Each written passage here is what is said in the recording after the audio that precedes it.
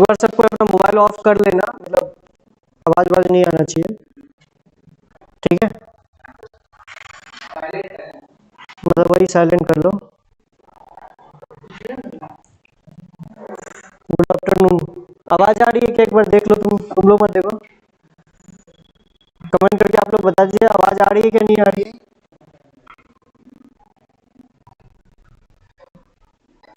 ठीक है, चलिए आप लोगों को इसको कल मॉड्यूल इसका मिल जाएगा, आप लोगों को उसकी टेंशन मत लीजिएगा। तो ये बात याद रखना, ग्रेविटेशन चैप्टर ये मान के चलो 60-40 नहीं मान लो 55% जो इसका कंटेंट है ये पूरा का पूरा इलेक्ट्रोस्टैटिक्स का है। किसका है? वैसे ये चैप्टर तुम्हारा 11th में होना नहीं चाहिए, क्योंकि तुम्हारा ज्यादातर इसका रिलेशन क्रैकिंग, एक मिनट,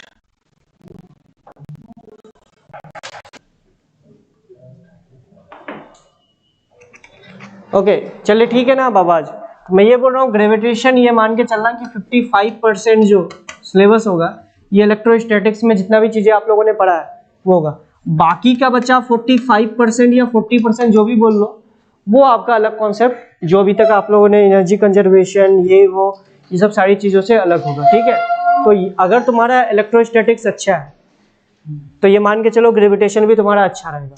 और हाँ, 11th वालों को थोड़ा दिक्कत इसलिए होगी क्योंकि तुम लोग इलेक्ट्रोस्टैटिक्स तो पढ़े नहीं हो, सिंपल सी बात है, ठीक है। तो आप लोगों को क्या मिलेगा? मॉड्यूल मिलेगा, सुन लेना मेरी बात को।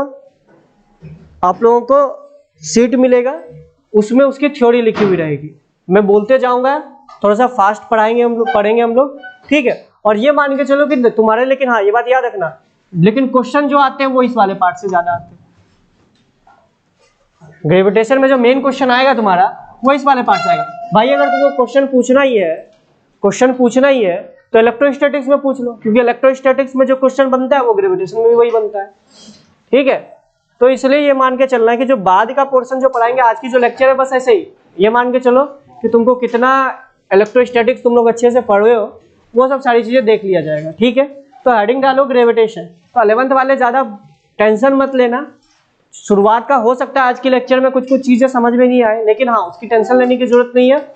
आगे जो नेक्स्ट लेक्चर जो होगा जिसमें कि हम लोग मेनली जो तुम्हारा स्टार्ट करेंगे, मेन 45% जो आपका ग्रेविटेशन को कवर करेगा वो पोर्शन आप लोगों को अच्छे से समझ में आएगा। फिर भी आप लोग देख लो, अच्छा रहेगा आप लोग के लिए भी, क्योंकि बाद में आप लोगों के लिए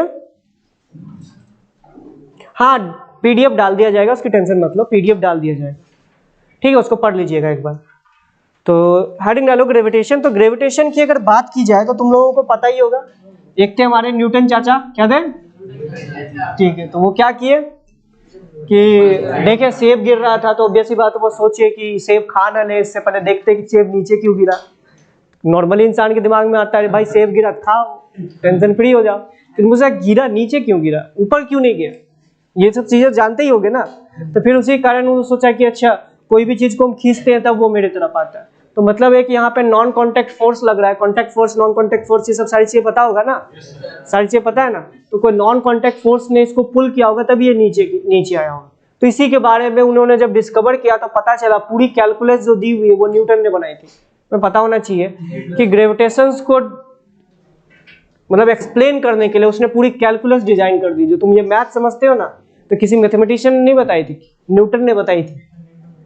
पूरी कैलकुलस किसने डिजाइन की थी? न्यूटन ने। अच्छा, तो ग्रेविटेशन में अब चलो बात करते हैं। तुम लोगों को इतना तो पता होगा कि दो मासेस के बीच में, दो मास, जैसे कि याद होगा आपको इलेक्ट्रोस्टैटिक्स में पढ़ते थे, ग्रेविटेशन तो भाई हमें लगता है 89th में भी था, अबे था कि नहीं था? 9th में था, 9th में था। तो चलो कुल मिला के 9वीं पास हो गए तो चीजें समझ में थोड़ा थोड़ा और आएंगे। मान लो अगर कोई मास आपका m1 डिस्टेंस पे है, दो मास है m1 और m2, अगर दोनों के बीच का सेपरेशन r दिया हुआ है तो न्यूटन ने क्या बताया कि ऑब्वियस सी बात जो आप लोग पढ़ते हो कि ये जो इन दोनों के बीच में जो अट्रैक्शन फोर्सेस लगेगा वो डायरेक्टली प्रोपोर्शनल होगा दोनों के मास के प्रोडक्ट का, m1 के और m2 के प्रोडक्ट का, इनवर्सली प्रोपोर्शनल होगा दोनों के डिस्टेंस के स्क्वायर का। याद कीजिए, ये जैसे कि आप लोग इलेक्ट्रोस्टैटिक्स में पढ़ते हो तो लॉ है, उन्होंने ऑब्जर्वेशन किया, सारी चीजें देखा, उसके बाद उसके एक कंक्लूजन में पहुंचा। तो यहां से आपको पता होगा कि between two mass point mass बोल लो ज्यादा अच्छा है कि पॉइंट मास के बीच में। अब पॉइंट मास क्या होता है या पॉइंट चार्ज क्या होता है, ये सारी चीजें आप लोग जानते हो। भाई जानते हो कि नहीं जानते हो? सिंपल सी बात है, ठीक है। तो दो पॉइंट चार्ज या पॉइंट मास के बीच में जो ग्रेविटेशनल जो फोर्स होता है वो होता है G m1m2 by R square. अच्छा एक बात बताओ, ग्रेविटेशनल फोर्स अट्रैक्टिव नेचर का होता है कि अट्रैक्टिव प्लस रिपल्सिव दोनों नेचर का होता है? तो ये बात याद रखिएगा, सबसे पहला अंतर होता है इलेक्ट्रोस्टैटिक्स और ग्रेविटेशन में कि इलेक्ट्रोस्टैटिक्स में आप अट्रैक्शन भी एज्यूम करते थे और रिपल्सन भी एज्यूम करते थे, दोनों होता था। वो नेचर ऑफ चार्ज पर डिपेंड करता था। अगर सेम नेचर की चार्जेस तो रिपेल करती थी। और याद करो कि अगर इलेक्ट्रोस्टैटिक्स में बात की जाए तो फोर्स की वैल्यू होती थी K Q1 Q2 by R square, होता था कि नहीं होता था? अब हम लोग K1 Q2 की वैल्यू Q1 Q2 की वैल्यू विद साइन लिखते थे। अब माइनस साइन जो डिनोट करता था वो अट्रैक्शन को दिखाता था। भाई याद है कि नहीं याद है? याद है ना? याद है कि नहीं याद है? ठीक है। अच्छा K की वैल्यू कितनी होती थी तुम? 9 × 10 की पावर 9। अच्छा K किसको बताता? K क्या बताता है? चार्ज परमिटिविटी 1/4πε0 होता है। अच्छा तुमने क्या के K क्या होता है? कांस्टेंट होता है, कांस्टेंट अच्छा मतलब के रैस होता है वो कितना कोई। तुम इलेक्ट्रोस्टैटिक फोर्स कांस्टेंट इसका जैसा नोट हमें बताता है कि परमिटिविटी और फ्री स्पेस। ये किसी का रेशियो होता था ना, K किसी का रेशियो बताता था ना। लड़ा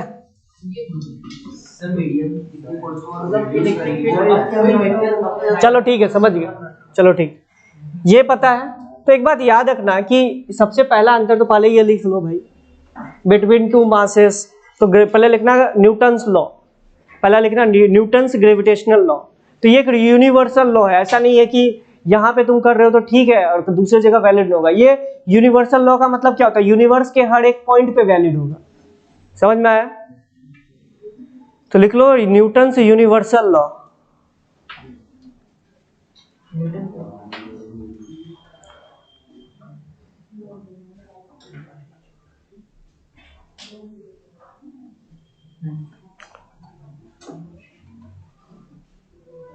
ठीक है, सेम एज इलेक्ट्रोस्टैटिक्स, मतलब Coulomb's law, same as Coulomb's law.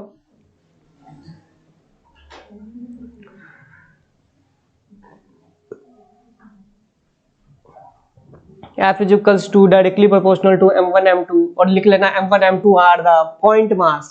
अच्छा पॉइंट मास का क्या कॉन्सेप्ट होता है, कौन बताएगा? तुमरे घड़ी वाले। हाँ, पॉइंट मास किसको बोलेंगे?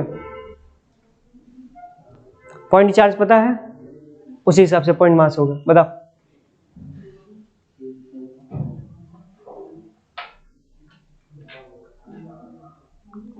तुम जो पॉइंट मास की रेडियस है उसके डीसी सेपरेशन के मुकाबले बहुत छोटी है। अब धोए उठा के तुमको फेंकवा है उठा के।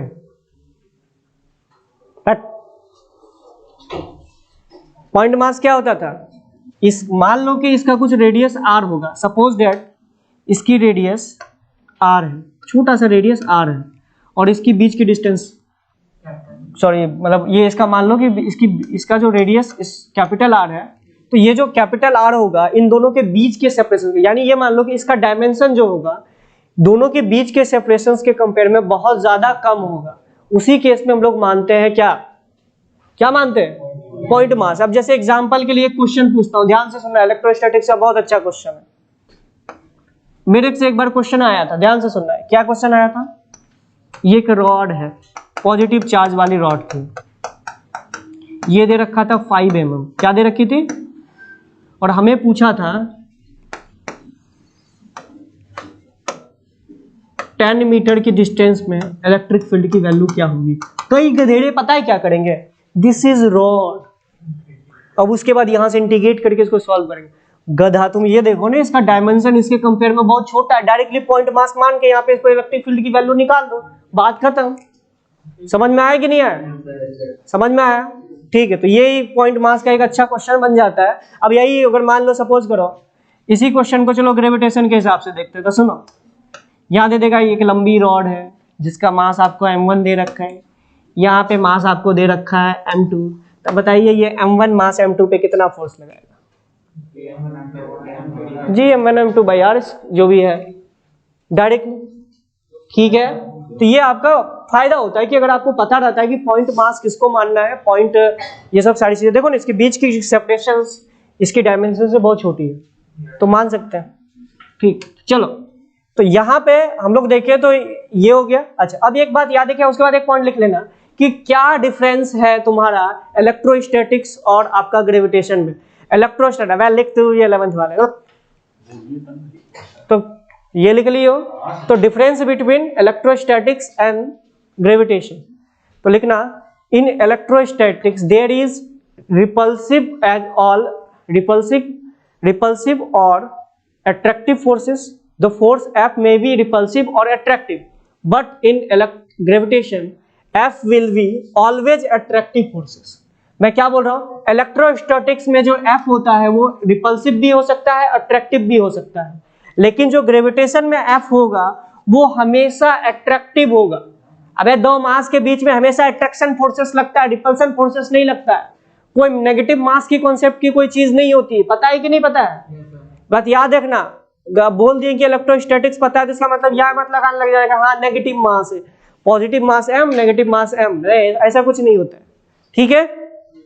चलिए अच्छा एक बात बताइए, हम लोग F is equal to k q1 q2 by r square में q1 q2 की वैल्यू विद साइन रखते थे, तो माइनस हमें दिखाता था क्या अट्रैक्शन को, पॉजिटिव दिखाता था हमारे रिपल्सन को। तो ये पॉइंट भी लिख लेना अगर किसी गधेड़े को नहीं पता है तो, कि F is equal to k q1 q2 में q1 q2 को साइन के साथ रखते थे। अगर माइनस अगर आता था तो ऑब्वियस सी बात है, अगर एक पॉजिटिव एक नेगेटिव है तो नेगेटिव आएगा, तो नेगेटिव आपको अट्रैक्शन दिखाएगा।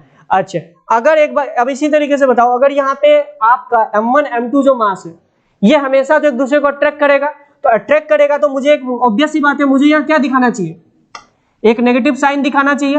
नेगेटिव साइन क्या दिखाएगा, नेगेटिव साइन दिखाएगा अट्रैक्शन फोर्सेस को। तो याद रखना कि मैं अब इसको ऐसे दिखाऊंगा F is equals to minus G m1 m2 by R square, minus G m1 m2 by R square. Minus का क्या सिंबल है, माइनस आपको ये बता रहा है कि जो फोर्स लग रहा है दोनों मासेस के बीच में वो अट्रैक्टिव नेचर का है। तो ग्रेविटेशन इसको इलेक्ट्रोस्टैटिक से मैं रिलेट करवा रहा हूं, ठीक है। अच्छा जी की वैल्यू कितनी होती है, कौन बताएगा कौन बताएगा? ओए जी की वैल्यू कितनी होती है, ग्रेविटेशनल कांस्टेंट की वैल्यू कितना?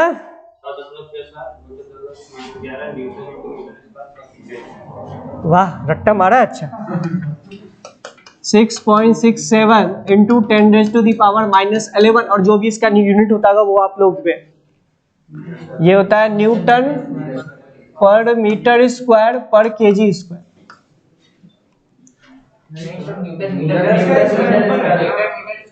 अच्छा newton metre square, sorry newton metre square per kg square, ये आ जाएगा। चलो ठीक है, हाँ F R newton metre square per kg square, ठीक है। जी की वैल्यू लिख लीजिएगा।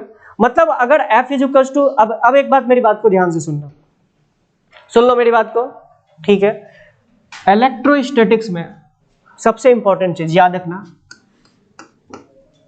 Q1 Q2 के जगह आप M1 M2 पुट कर दीजिए तो ग्रेविटेशन हो जाएगा, K की जगह माइनस जी पुट कर दीजिए सारे फॉर्मूलों में तो आपका ग्रेविटेशन का फॉर्मूला बन जाएगा। अब कई गधेड़े सोच रहे हैं सर एप्सिलॉन नॉट को क्या करे, तो देख लो माइनस जी, तो वन, तो एप्सिलॉन नॉट को क्या लिखोगे, 1 अपॉन एप्सिलॉन नॉट को क्या लिखोगे, -4 पाई जी। तो ये बात याद रखना कि ये इलेक्ट्रोस्टैटिक्स टू ग्रेविटेशन कन्वर्जन है, समझ में आया? तो conversion from electrostatic to gravitation, ये हेडिंग डालना, उसके बाद लिख लेना। मतलब Q1 Q2 की जगह M1 M2 पढ़ दो, K के जगह माइनस जी करो, और तो ऑब्वियस सी बात है K होता है 1/4 पाई एप्सिलॉन नॉट, तो वो हो गया माइनस जी के बराबर, तो 1 अपॉन एप्सिलॉन नॉट की वैल्यू ये आ गई, ठीक है। तो ये लिख लीजिएगा, कन्वर्जन, मतलब जितने भी फॉर्मूला अभी तक आप लोगों ने किस में इलेक्ट्रोस्टैटिक्स में पढ़े, सब में ये रिप्लेस कर दीजिए तो आपका ग्रेविटेशन का फॉर्मूला हो जाएगा। हाँ यहाँ से साइन नॉट के डायमेंशन निकालेंगे तो वहाँ पे दूसरा फॉर्मूला आएगा, यहाँ से करते हैं। अबे मैंने पुट करने के लिए बोला, मैंने ये नहीं बोला है कि 1/ε0 इज इक्वल्स टू 4πg, मैंने ये बोला है कि पुट कर देना। जैसे बराबर है तो डायमेंशन नहीं निकाल सकते यहाँ पे। अरे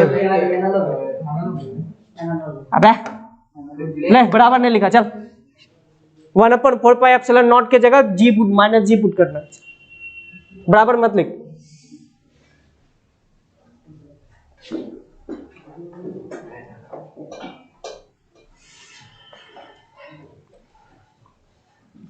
पुट करने के लिए बोला, ये नहीं बोला है कि बराबर चीजें हैं। ऑब्वियस सी बात, दोनों डायमेंशनली बराबर थोड़ा है, जो समझ में आया। अब देखो, अब ग्रेविटेशन फोर्सेस का क्या क्या नेचर होता है ये आप लोगों को पता होगा, ध्यान से याद कीजिए। दोनों जो है लाइन जॉइनिंग के अलोंग लगता है, तो ये लिख लेना। ये मतलब कि आप लोगों के लिए जगह रहा, जो भी इलेक्ट्रोस्टैटिक्स में आप लोगों ने पढ़ा था कि दोनों एक्शन रिएक्शन पेयर होती है, लाइन जॉइनिंग के अलोंग लगती है, दोनों सेंट्रल फोर्सेस होते हैं। उसके बाद क्या पढ़ा था, उसके बाद बताओ क्या क्या चीजें थी। उसके बाद क्या होता है, कंजर्वेटिव नेचर की होती है इलेक्ट्रोस्टैटिक फोर्स, कंजर्वेटिव नेचर की होती है। तो क्या तुम्हारा ग्रेविटेशन फोर्सेस क्या होगी, कंजर्वेटिव नेचर की होंगी। और उसके बाद क्या होगा कि हाँ एक्शन रिएक्शन पेयर हो गया। उसके बाद बताओ मैग्नीट्यूड जो होगा वो सेम होगा और अपोजिट इन डायरेक्शन होगा, ठीक है। तो जितने भी है ये 5-6 पॉइंट जो आपने इलेक्ट्रोस्टैटिक्स में लिखे थे, ये इलेक्ट्रोस्टैटिक फोर्स के बारे में, वही सेम पॉइंट यहाँ ग्रेविटेशन में लिखना, समझ में आया। तो उसके लिए जगह छोड़ दो, वो लिख के लाइएगा। समझ रहे हो मेरी बात को।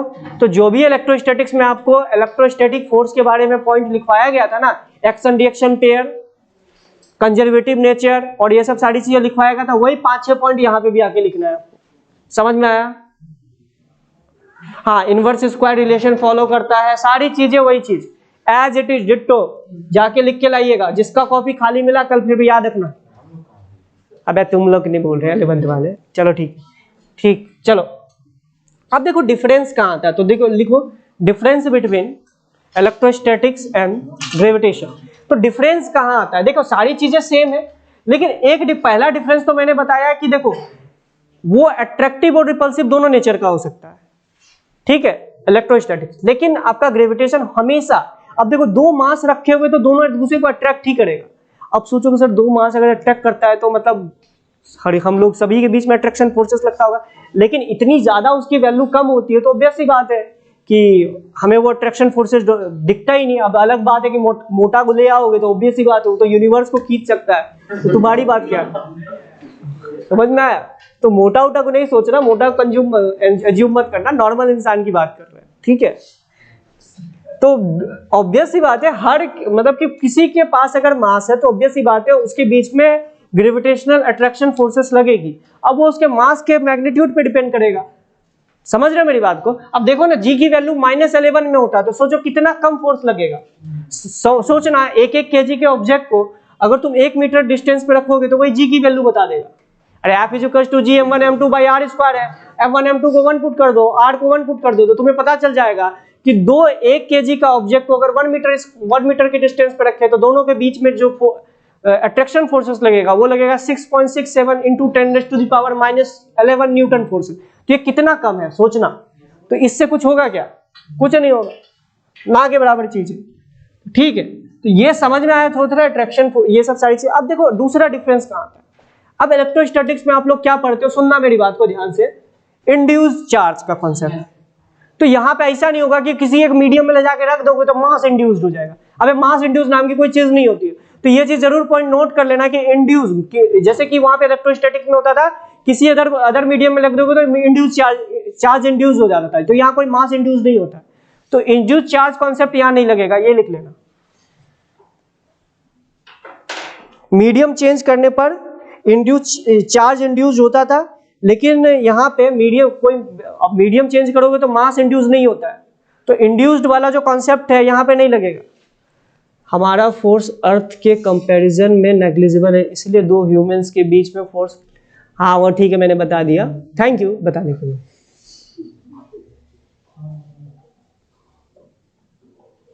अच्छा तुम एक बात बताओ, अर्थ तुम पे कितना फोर्स लगा रही है? और तुम अर्थ पे कितना फोर्स लगा रहे हो?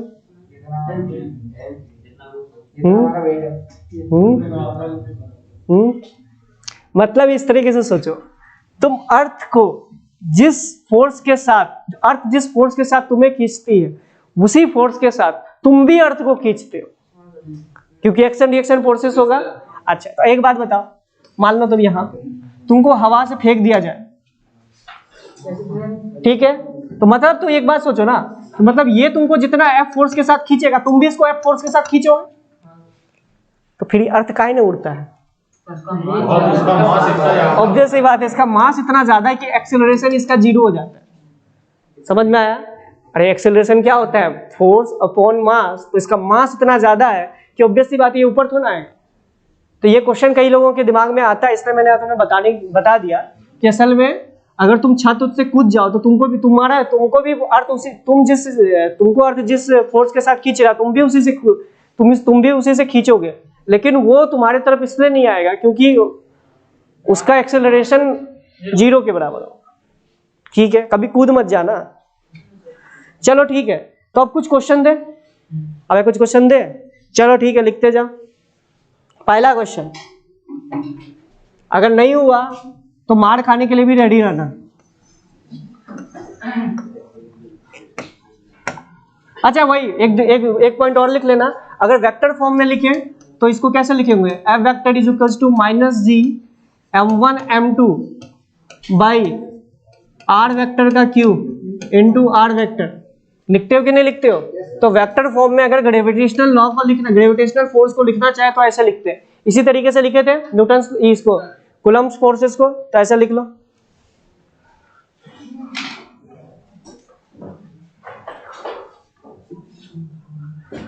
तो ये आपका दे रखा है m1 m2 m3, ये L समझ जाओ करो भावनाओं को, ठीक है। Find net force on m3, find net force on m3, find net force on m3, find net force on m3। चलो इसकी वैल्यू m लिख लो, m लिख लो। Find net force on m3 मत लिखो, m ही लिख लो, कोई दिक्कत नहीं है। m3 लिखने का कोई सेंस नहीं बनता। चलो ठीक,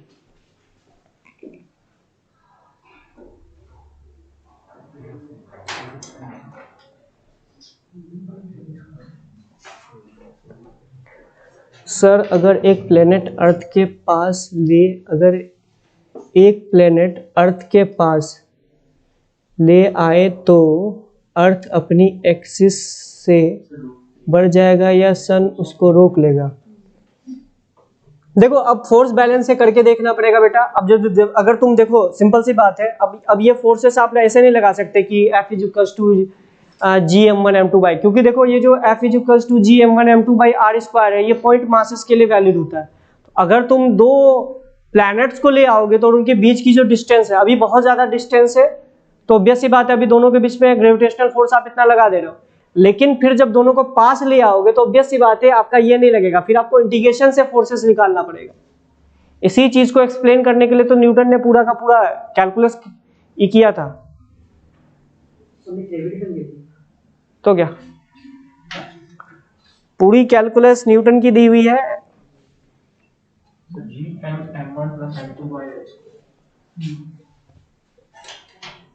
वेक्टर पढ़े थे?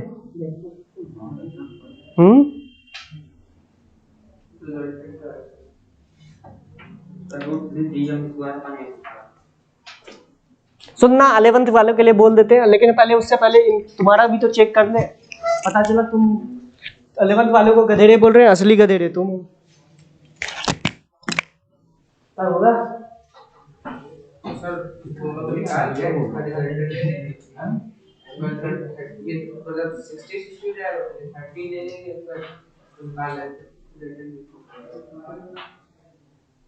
न्यूटन का फॉर्मूला क्या होता है सर?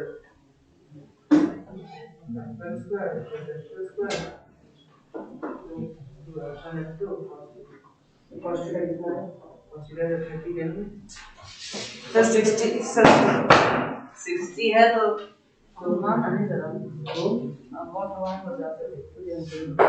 कोई बात नहीं, ये F1 क्या लिखो?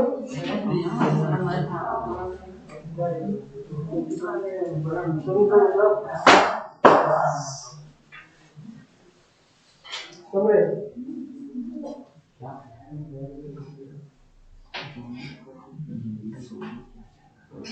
अगर मैंने M में निकालने के लिए बोला है, ये M2 यहाँ कैसे आ गया? तुम्हें भी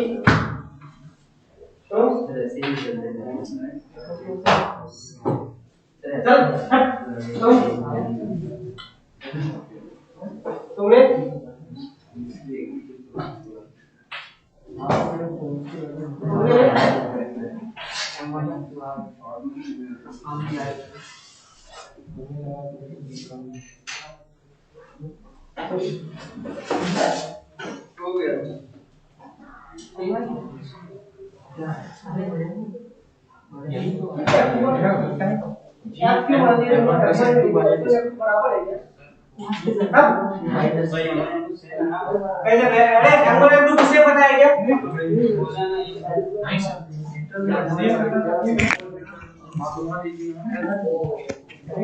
सुन लो 11th वाला है। जब सिंपल क्वेश्चन तुम लोगों से नहीं होता, क्या करोगे जिंदगी में?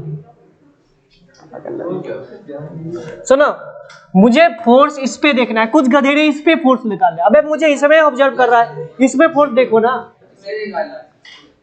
तो देखो इस पे किधर फोर्स लगाएगा, देखो ये इस पे क्या फोर्स लगाएगा। मैंने बोला कि जो ग्रेविटेशनल फोर्स है, मतलब ये मेरा मास m है, ये दूसरा मास है, ये दोनों मास को मिलाने वाले लाइन जॉइनिंग के अलोंग फोर्स लगता है। क्या लगता है? लाइन जॉइनिंग के अलोंग फोर्स लगता है। मतलब अगर ये वाली मास पे ये वाला जो ऑब्जेक्ट है ये इधर फोर्स लगाएगा, तो इसी तरीके से ये इस पे किधर फोर्स लगाएगा? इस तरफ फोर्स लगाएगा। समझ रहे हो मेरी बात को? लाइनिंग जॉइनिंग के अलोंग फोर्स लगता है और अट्रैक्शन फोर्सेस लगता है। ये तो समझ में आता है ना? ऐसे लगेगा। तो बताओ इस वाले पे फोर्स कैसे लगेगा? अब कुछ गधेड़ा इससे बना रहे क्या भाई? क्या गजब कर रहे हो? मतलब रिपल्सन हो रहा है क्या? अट्रैक्शन हो रहा है तो ऐसे होगा ना, ऐसे बनेगा। अब ऐसे बनेगा। बताओ इस फोर्स की वैल्यू मान ली F1, तो इसकी वैल्यू कितनी हो जाएगी बताओ? अब माइनस मत लेना, अब माइनस डायरेक्शन को बताता है बस। तो यहाँ पे बताओ क्या लिखोगे? Gm1 into m into L square. इसी तरीके से ये F2 की वैल्यू क्या हो जाएगी बताओ? Gm2m by L square. Minus क्यों ना भाई? माइनस दिखाता है बस अट्रैक्शन फोर्सेस को, बोला भी था। तो ऐसे ही फोर्स लगेगा ना। अब इन दोनों के बीच का एंगल कितना है? तो भाई ये अब इसका क्वेश्चन हो गया कि नहीं वेक्टर का, कि एक फोर्स हो गया F1 और F फोर्स हो गया F2, दोनों के बीच का एंगल 60 है। तो F नेट की वैल्यू क्या होगी भाई? बताओ क्या लिखेंगे?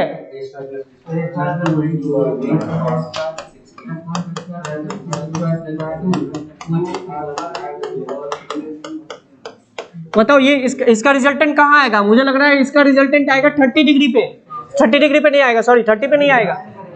कोई डिपेंड करेगा F1 ज्यादा है या F2 ज्यादा है। अब कौन सा एंगल आएगा ये भी अब तुम बता सकते हो।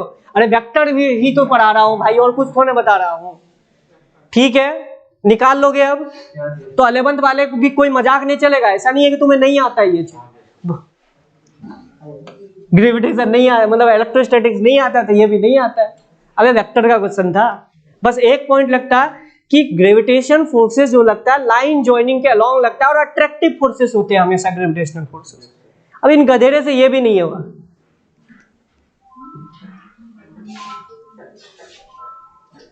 अबे ठीक है,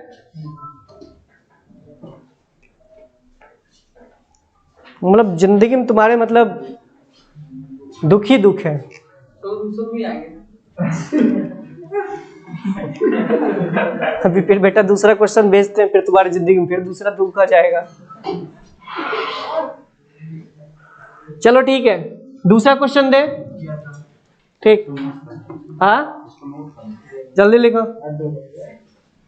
11th वाले कर सकते हैं, अगर टारगेट वाले कर रहे हैं तब तो फिर गधे रहे। मैं पक्का बोल रहा हूँ तुम तब गधे हो।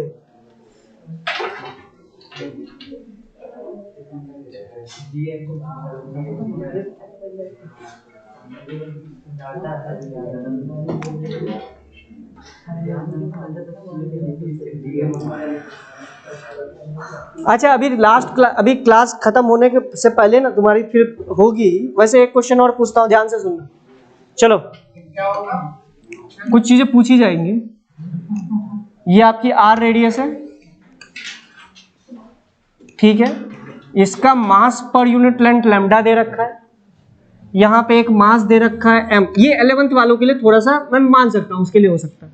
इसकी मास पर यूनिट लेंथ लैम्डा दे रखी है और यहाँ पे एक मास m रखा हुआ है। तो बताइए इस पे नेट फोर्स कितना लगेगा?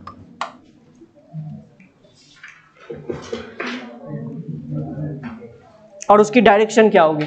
एक भी गलती हुआ एक थप्पड़। अब वो काउंट कर लो तुम। फोर्स ऑन दिस ऑब्जेक्ट क्या?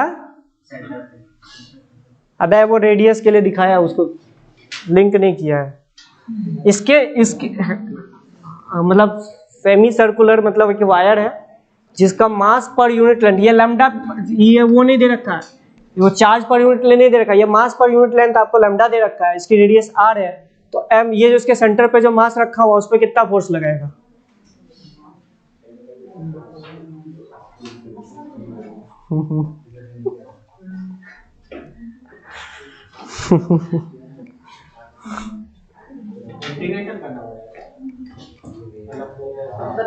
सेंटर ऑफ मास होगा, सेंटर ऑफ मास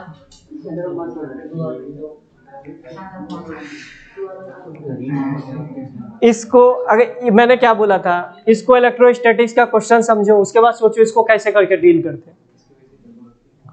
ठीक है, मैं हिंट दे रहा हूं, सुन ले। इसको इलेक्ट्रोस्टैटिक्स का क्वेश्चन समझो और उसके बाद करो। तुमको जैसे करना है करो, हमने तुम्हें हिंट दे दिया।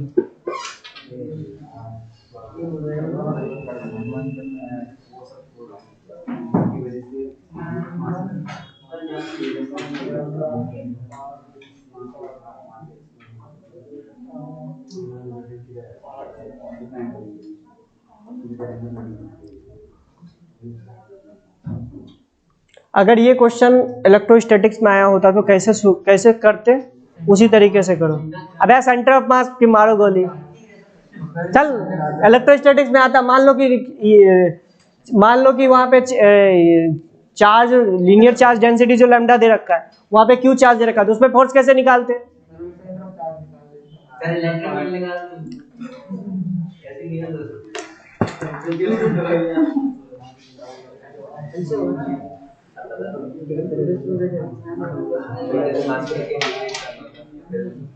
अबे गधेड़ो, देखो यहाँ पे ग्रेविटेशनल फील्ड की वैल्यू निकाल लो, डायरेक्शन देख लो, ग्रेविटेशनल फील्ड की डायरेक्शन क्या होगी, इनटू मास कर दो, आ गया आंसर।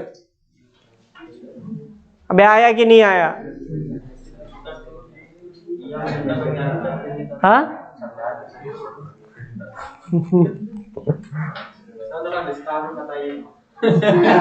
अभी हम तुमको विस्तार में मारे। मैंने क्या बोला, ये क्वेश्चन अगर इलेक्ट्रोस्टैटिक्स में आया होता तो कैसे सॉल्व करते?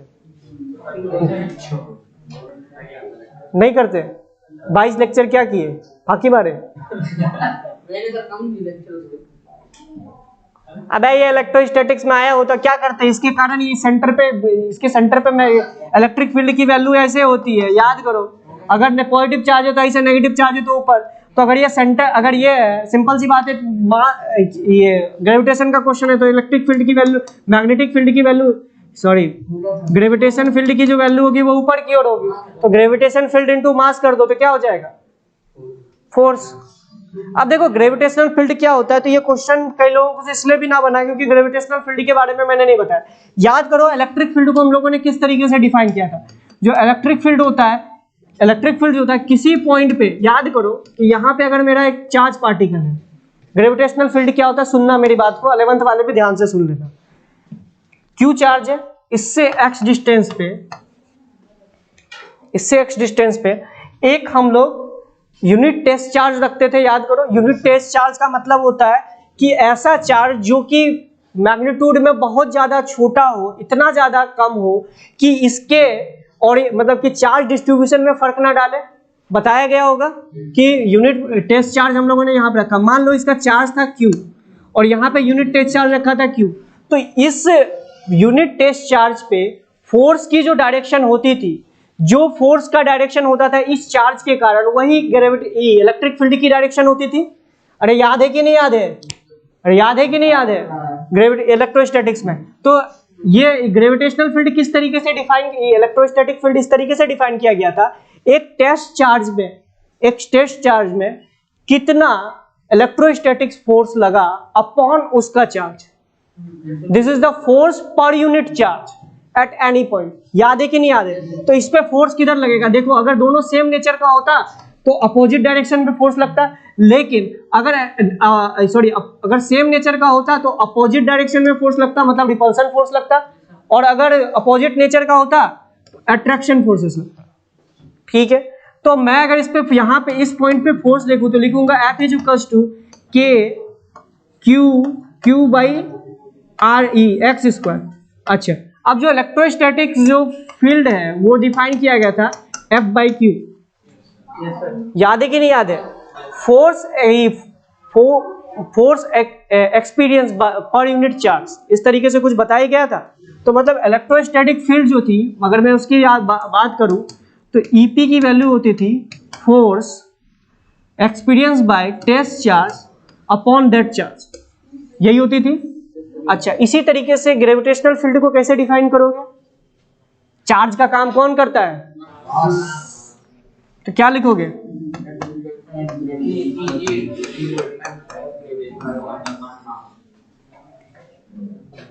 और इसमें जो डायरेक्शन होगा वही ग्रेविटेशनल फील्ड का डायरेक्शन होगा। अबे सही है, सही बता रहा हूं ना? अच्छा, अब ये क्वेश्चन बताओ, इसमें ग्रेविटेशनल फील्ड की डायरेक्शन किधर होगी? अबे ऊपर की ओर होगी, अट्रैक्शन ही होगा ना। यहाँ पे कोई चार्ज रखोगे तो ऑब्वियस ही बात है, उसको इंटीग्रेट करने के बाद जो आपकी इसकी वैल्यू कुछ आई थी, याद है कि नहीं याद है? ग्रेविटेशनल फील्ड की कुछ वैल्यू आई थी, तो तुम बताओ फॉर्मूला क्या था? हाँ, सेमी सर्कुलर रिंग का सेंटर पे मैग्नेटिक इलेक्ट्रिक फील्ड की वैल्यू क्या होती थी?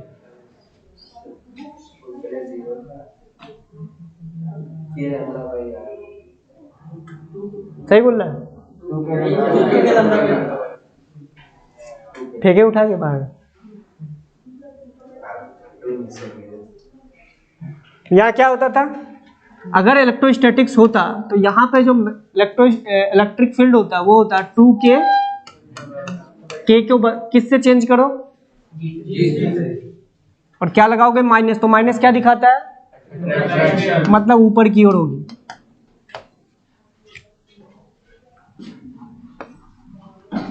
ठीक है, ये आ गया, फील्ड आ गई। ठीक है, इसी को किससे मल्टीप्लाई कर दोगे? इसका मास दे रखा था, समझ में आया? अरे समझ में आया? कुछ था इसमें? हाँ, 2G लैम्डा वाला रुको बताया जाएगा। तो सबसे पहले ये नोट कीजिए, सबसे पहले हेडिंग डालिएगा ग्रेविटेशनल फील्ड।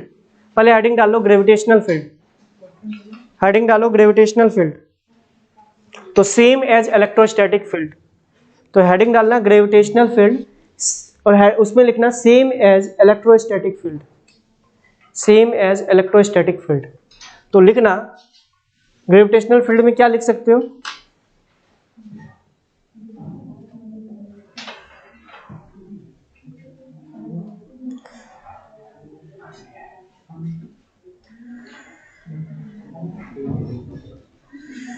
तो इलेक्ट्रोस्टैटिक्स फील्ड में सबसे पहले इलेक्ट्रोस्टैटिक फील्ड में लिखना ये वाला फॉर्मूला। ठीक है, EP is equal to electrostatic field में लिखना। अच्छा, इसकी डायरेक्शन क्या होती थी? जो फोर्स की डायरेक्शन होती थी, याद होगा। इसी तरीके से ग्रेविटेशनल फील्ड की डायरेक्शन क्या होगी? जो ग्रेविटेशनल फोर्स की डायरेक्शन होगी उस पॉइंट पे, यही तो होगा। अच्छा, मतलब अगर एक बात बोला जाए, एक मास के लिए अगर हम ग्रेविटेशनल फील्ड की डायरेक्शन देखें तो वो ऐसे होगा कुछ। अरे ऑब्वियस सी बात है, कहीं भी मास रखो तो उसको अट्रैक्ट ही तो करेगा ना, सिंपल सी बात है। तो कई बार पूछ लिया जाता है कि ग्रेविटेशनल फील्ड लाइंस कैसी होगी, तो ग्रेविटेशनल फील्ड लाइन पे उतना चर्चा नहीं करेंगे, लेकिन ये बात समझिए कि हमेशा इनवर्ड होगा, और एक मास के लिए भी इनवर्ड होगा, दूसरे मास के लिए भी इनवर्ड होगा। समझ में आ रहा है थोड़ा थोड़ा? ये पूरा क्या पहले ईपी लिखो, ठीक है, ये लिखना है इलेक्ट्रोस्टैटिक फील्ड, इसमें लिखना है Fp/Q। ये कैसे डिफाइन किया गया फिर से एक बार बता रहा हूँ, 11th वालों के लिए बता रहा हूँ, ध्यान से सुन लेना, और जिन गधेरों को उस समय समझ में आता है। देखो इलेक्ट्रोस्टैटिक फील्ड इस तरीके से डिफाइन किया गया था, मान लो कि मुझे एक चार्ज दे रखा है Q, इसके कारण देखो फील्ड क्या होता है, पहले तो ये समझो कि फील्ड एक ऐसा चीज होता है, जैसे मान लो कि चुंबक के लिए देखो, यहाँ पे एक आयरन मटेरियल होता है, तो बिना इसको कांटेक्ट किए इसको खींच लेता, तो फोर्स कौन लगाया भाई? खींच लिया, इसका मतलब कोई फोर्स लगाया। तो ऐसा माना जाता है कि वो अपने रीजन में एक ऐसा चीज कुछ क्रिएट करता है जो कि फोर्स लगाता है, वो जो मतलब एक अपना रीजन इन्फ्लुएंस जनरेट करता है, उसी को हम लोग फील्ड बोलते हैं, और एक्चुअली में फील्ड उस ऑब्जेक्ट पे जाके फोर्स लगाता है, तो फील्ड के द्वारा फोर्स लगाया जाता है, इस तरीके से समझो। तो यहाँ पे बोल लो कि ये क्या करेगा, क्यू चार्ज है, तो ये क्या करेगा, अपने आसपास के चारों ओर में एक फील्ड जनरेट करेगा। वो फील्ड अगर इसके रीजन में कोई एक दूसरा चार्ज आएगा तो वो इस पे क्या लगाएगा, फोर्स लगाएगा। तो मान लीजिए कि अगर मैं इलेक्ट्रिक फील्ड को डिफाइन करूं तो वो इस तरीके से डिफाइन किया गया है कि मान लीजिए मुझे इस पॉइंट की इलेक्ट्रिक फील्ड निकालनी है, तो इस पॉइंट का जो इलेक्ट्रिक फील्ड होगा वो क्या होगा कि यहाँ पे एक छुटकू सा चार्ज पार्टिकल रख दीजिए, इतना छोटा सा कि जो इसके जो चार्ज डिस्ट्रीब्यूशन में फर्क ना डाले, तो एक उसको बोलते हैं हम लोग टेस्ट चार्ज। तो यहाँ पे हमने एक छोटा सा टेस्ट चार्ज रखा, ठीक है। तो इलेक्ट्रिक फील्ड की डायरेक्शन पहले देखो कैसे कैलकुलेट करते हैं। अब इस टेस्ट चार्ज पे, इस चार्ज के कारण किस डायरेक्शन पे फोर्स लगा, वो होगा इलेक्ट्रिक फील्ड की डायरेक्शन। तो मैं अगर यहाँ पे देखो, अगर दोनों सेम नेचर का, तो ऑब्वियस सी बात ये इसको रिपेल करेगा, मतलब इस पॉइंट पे इलेक्ट्रिक फील्ड की जो डायरेक्शन होगी वो ऐसे होगी। समझ में आ रहा है थोड़ा थोड़ा? अच्छा, इन दोनों के बीच की अगर डिस्टेंस r है तो इलेक्ट्रिक फील्ड इस पॉइंट पे, अगर मैं इसको p पॉइंट बोलूं, वो डिफाइन किया गया है Fp/Q।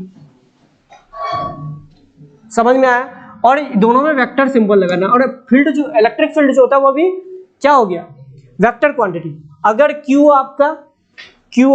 को आप मैग्नीट्यूड के हिसाब से ही लिखिए, मतलब जो डायरेक्शन फोर्स का होगा उस टेस्ट चार्ज पे, वही डायरेक्शन फील्ड का भी होगा। समझ में आया? ये सब सारी चीज बताई गई है ना, बताई गई है ना, तो पहले इसको लिख लो, 11th वालों के लिए बताया था मैंने, ठीक है। ये टेस्ट चार्ज के लिए हम लोगों ने लिखा। समझ में आया? थोड़ा समझ में आ रहा है ना? सर हाँ, जैसे क्यों अपनी फील्ड बनाया है, तो टेस्ट चार्ज अपनी फील्ड नहीं। हाँ, तो वो बनाएगा, मैं ओनली क्यू के कारण खोज रहा हूं, छोटा क्यू भी अपना बनाएगा एक फील्ड, मैं ये नहीं बोल रहा हूं कि वो नहीं बनाएगा, लेकिन मैं क्यू के कारण देख रहा हूं ना, क्यू के कारण यहां इलेक्ट्रिक फील्ड क्या हुआ। ठीक है, ये समझ। अच्छा, अब एक बात बताओ, इलेक्ट्रिक फील्ड की जब आप वैल्यू निकालेगा तो तुम खुद सोचो एफपी की वैल्यू क्या लिखोगे। देखो एफपी की वैल्यू क्या लिखोगे, K Q by small Q upon R square, फिर स्मॉल क्यू से डिवाइड कर दोगे तो क्या आ जाएगा। देखो ईपी की वैल्यू आ जाएगी के, अगर इसका मैग्नीट्यूड की बात की जाए तो के क्यू बाई आर स्क्वायर। ठीक है, मैग्नीट्यूड की बात कर रहे हो, ऑब्वियस सी बात है Q1 Q2 पॉजिटिव है तो इस तरफ होगी, और Q1 Q2 नेगेटिव होती तो अट्रैक्टिव होती। अच्छा, ये प्लस होता और ये माइनस होता तब इधर हो जाती, अरे होती कि नहीं होती। ये आपका इलेक्ट्रिक फील्ड के लिए समझ में आया, इलेक्ट्रिक फील्ड के लिए समझ आया। इसी तरीके से ग्रेविटेशनल फील्ड की बात की जाए तो यही होगा। तो अब लिखो, ये पहले इलेक्ट्रिक फील्ड लिखना, उसके बाद ये पूरा का पूरा लिख लेना। लिख लिए? और लिख लिए?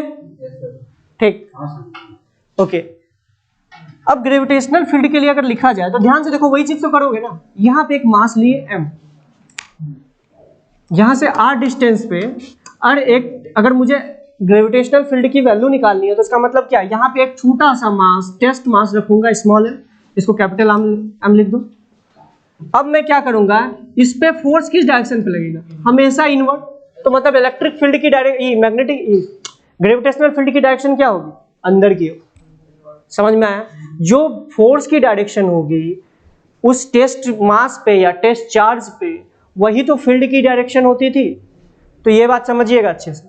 तो बताइए, यहां पे अगर मैं फील्ड को डिफाइन करूं तो ग्रेविटेशनल फील्ड जो होगा वो हो जाएगा F G vector upon small. समझ में आया? समझ में आ रहा है थोड़ा थोड़ा? ठीक है। तो यहाँ पे ग्रेविटेशनल फील्ड की वैल्यू बताइए, अगर मैग्नीट्यूड वाइज देखें, डायरेक्शन तो हमने दिखा दिया, तो ग्रेविटेशनल फील्ड का जो मैग्नीट्यूड होगा वो आप क्या लिखिएगा बताइए? मैग्नीट्यूड की बात कर रहा हूँ, माइनस लगाओगे ऑब्वियस सी बात है वो डायरेक्शन भी बता देगा, ठीक है। तो मैं इसकी मैग्नीट्यूड की बात की तो वो हो जाएगा G capital M by small r square. समझ में आ रहा है? अच्छा, अगर मैग्नीट्यूड की बात है माइनस लगा देते हैं, अगर कई जगह ऐसे लिखा जाता है, इसका मतलब समझ में आता है ना माइनस क्या बता रहा है? Inward attractive nature. समझ में आ रहा है? ठीक है। तो इसी तरीके से इसमें भी पॉइंट लिखना, पहला पॉइंट तो ये लिख लेना 11th वाले, जो पहला पॉइंट लिखना कि फील्ड निकालने के लिए r डिस्टेंस पे हम एक टेस्ट चार्ज ऑब्लिक मास रखते हैं। पहले लिखते जाओ, 11th वाले लिखते जाओ। हाँ, तो फील्ड निकालने के लिए r डिस्टेंस पे जिस पॉइंट पे हमें फील्ड निकालना है उस पॉइंट पे हम एक टेस्ट चार्ज और मास रखेंगे। उस टेस्ट चार्ज और मास पे फोर्स का डायरेक्शन और मैग्नीट्यूड देखते हैं। उसके बाद उस टेस्ट चार्ज के मास और चार्ज से डिवाइड करके फील्ड की वैल्यू निकाल लेते हैं। समझ में आया? हाँ, बैठ जा, महान काम किया, बैठ जा।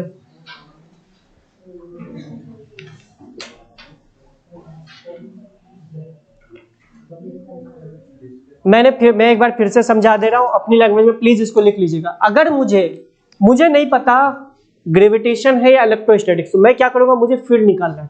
इस पॉइंट पे जो भी अगर चार्ज है तो इस चार्ज पार्टिकल पे फोर्स कितना लग रहा है, अगर मास है तो इस मास पार्टिकल पे फोर्स कितना लग रहा है, उस फोर्स की जो डायरेक्शन होगी वो फील्ड की डायरेक्शन होगी उस पॉइंट पे। पहले तो मुझे डायरेक्शन अगर पता करना है कि फील्ड की डायरेक्शन क्या है, तो वहां पे एक छोटा सा मास या छोटा सा चार्ज रखो, उस पे जो फोर्स की डायरेक्शन होगी वही आपकी फील्ड की डायरेक्शन होगी। समझ में आया? दूसरा पॉइंट आप इस तरीके से समझ सकते हो कि अब जो इस पे जो फोर्स का जो मैग्नीट्यूड लगा, जो फोर्स लगा अपॉन वही टेस्ट चार्ज या अपॉन वही टेस्ट मास, उस फील्ड की वैल्यू होगी, मैग्नीट्यूड होगी। ठीक है, चले, तो आई थिंक क्लियर हो गया होगा। ठीक है, ग्रेविटेशनल फील्ड क्या होता है? अच्छा, ग्रेविटेशनल फील्ड असल में तुम्हें बताता है किसी भी पॉइंट का एक्सेलरेशन। अबे फोर्स अपॉन मास रखा हुआ है तो एक्सेलरेशन ही बताएगा ना। तो इलेक्ट्रोस्टैटिक्स फिजिक्स कुछ और चीज बताता था, याद करो, वो F/q की वैल्यू बताता था, वो एक्सेलरेशन नहीं होता था, बात याद रखना। लेकिन F अपॉन मास है तो ये मतलब कि ग्रेविटेशनल फील्ड की किसी पॉइंट पे वैल्यू मतलब उस पॉइंट पे एक्सेलरेशन। समझ में आ रहा है? थोड़ा थोड़ा चमक रहा है।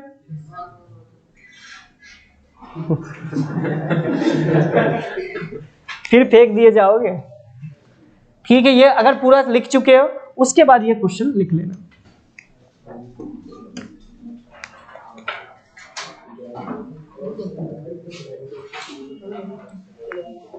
ठीक है,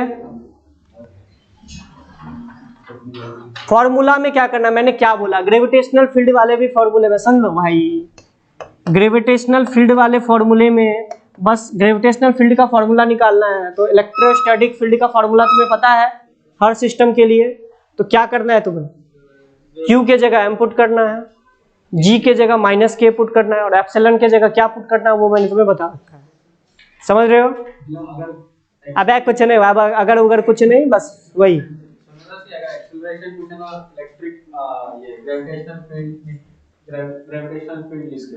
हाँ, अब ये बोलो कि सर मतलब इसके कारण इसका एक्सेलरेशन, सर नहीं, ये समझना कि एक ऐसे जगह रखा हुआ है कि ये दोनों मास को रखा, तो ये इसको कुछ फोर्स लगाएगा ना एक इस इंस्टेंट पे, तो इस इंस्टेंट पे ये ऑब्जेक्ट के कारण जो इस पे फोर्स लग रहा होगा तो इसकी एक्सेलरेशन क्या हो रही होगी। समझ में आ रहा है थोड़ा थोड़ा? चलिए, अब अच्छा इसी तरीके से 2-3 क्वेश्चन देख लो। अब जैसे अबे इसका अब इसको सॉल्व तो कराना नहीं पड़ेगा। अब देखो, सेमी सर्कुलर रिंग जो होता है, सुन लो, सेमी सर्कुलर रिंग है जिसकी मास पर यूनिट लेंथ जो है लैम्डा दे रखी है, तो उसके सेंटर पे जो ग्रेविटेशनल फील्ड की जो वैल्यू होती है, ग्रेविटेशनल फील्ड की जो वैल्यू हो जाएगी वो आती है -2k λ/r। अच्छा, मैं कुछ लिखा दे रहा हूँ, कुछ लिखाऊंगा क्या, पूछता हूँ ग्रेविटेशनल फील्ड और फोर्स उसकी वैल्यू, तो पिटने के लिए तैयार हो जाओ। सुनो, ग्रेविटेशनल फील्ड की वैल्यू आप लोगों को बतानी है। पहला आपको बताना है, पहला एक रिंग है, इसके एक्सिस पे एक्स डिस्टेंस पे, ठीक है, रिंग का मास आपको, टोटल मास आपको m दे रखा है, रिंग का मास आपको m दे रखा है। तो बताइएगा कि उसके एक्स एक्सिस, अच्छा इसका रेडियस r दे रखा है, तो आपको बताना है इस पॉइंट पे ग्रेविटेशनल फील्ड की वैल्यू क्या होगी।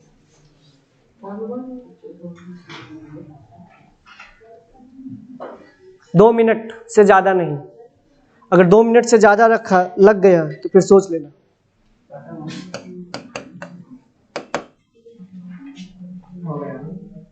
क्या आया?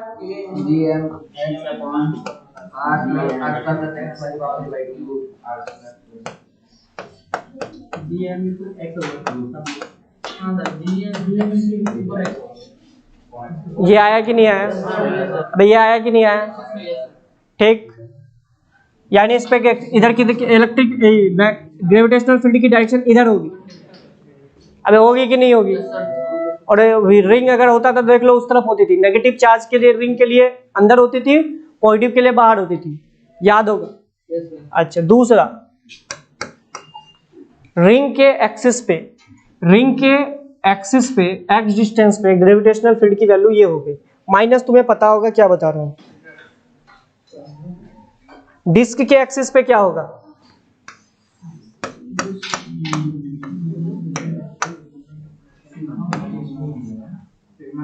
सिग्मा अपॉन, अब मुझे नहीं पता, मास के टर्म में जो यहाँ पे होगा वो हो जाएगा, देख लो 2gm बाई आर स्क्वायर।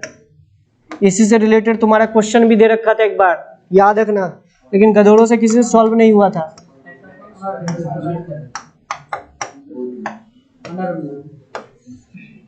ये आ जाएगा, ठीक है।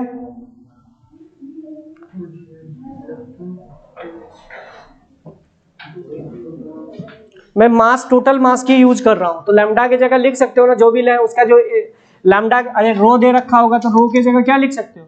रो असल में हो जाएगा mass upon pi R square, तो मास को क्या लिख सकते हो? Rho into pi R square. समझ रहे हो मेरी बात को? उस तरीके से इसको मैनिपुलेट कर लेना, कोई दिक्कत वाली बात नहीं होनी चाहिए। अब इसी तरीके लैम्डा क्या हो जाएगा? लैम्डा होता है मास पर यूनिट लेंथ, तो lambda into L is equal to हो जाएगा लैम्डा बाई एल, क्या हो जाएगा? मास के बराबर। समझ रहे हो मेरी बात को? ठीक, ठीक है, चलिए 11th वालों को थोड़ा सा बोर लगेगा, कोई दिक्कत नहीं है। ये सब हम लोग याद करेंगे, रिंग का डिस्टेंस। ये अभी आप लोगों को याद नहीं करना है, लिख लो अभी। फ्यूचर में तुम्हें इलेक्ट्रोस्टैटिक्स पढ़ना है। फ्यूचर में क्या पढ़ना है? 2 से 2.5 महीने बाद पढ़ना ही है, ठीक है। अच्छा, अब अच्छा, एक्सियल पोजीशन पे क्या होगी इलेक्ट्रिक फील्ड? एक्सियल पोजीशन में एक रॉड की, इसकी लेंथ L दे रखी है, उसके सेंटर से x डिस्टेंस पे, ये बताओ यहां पे क्या होगा बताओ? इसकी वैल्यू हो जाएगी -gm/l। अच्छा, ये x यहां से दे रखा है,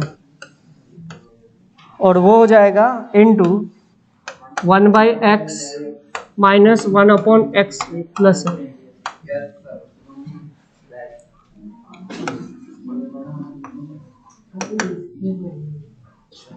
अच्छा, यहाँ पे कोई मास दिया हुआ रहता, सुन लो, यहाँ पे अगर m मास दिया रहता तो उसको डायरेक्टली क्या करते? मास से मल्टीप्लाई कर दिए, मतलब फोर्स निकालने के लिए बोलता तो फोर्स डायरेक्टली मास से मल्टीप्लाई कर दिए होते। तो ये जो गधेड़े वाला कॉन्सेप्ट लगा रहे थे ना, सेंटर ऑफ मास, ये वो, तो वो प्लीज मत लगाना, इसलिए मैं बोल रहा हूँ क्योंकि फिर गलतियां बहुत होंगी। सुन रहे हो मेरी बात को? जैसे बता रहा हूँ, ग्रेविटेशनल फील्ड की वैल्यू निकालो, मास से मल्टीप्लाई करो, खुश हो जाओ। ये सबसे आसान तरीका है, ठीक है। उसमें बहुत सारी चीजें तुम्हारी गलतियां होंगी, बस याद रखना। ग्रेविटेशनल फील्ड की वैल्यू निकालिए, मास से मल्टीप्लाई करिए, आंसर आ जाएगा, ठीक है।